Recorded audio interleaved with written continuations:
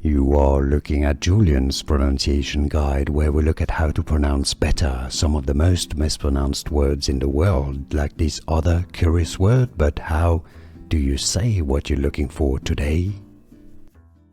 Name pronunciation. Let's learn how to pronounce it. We're going to look at how it's pronounced in German first, and then how it's usually said in English. The German pronunciation is as Schmaltz. In English, therefore, it's either pronounced Schmaltz also, or Schmaltz. In English, it's often pronounced as Schmaltz, but in German, Schmaltz.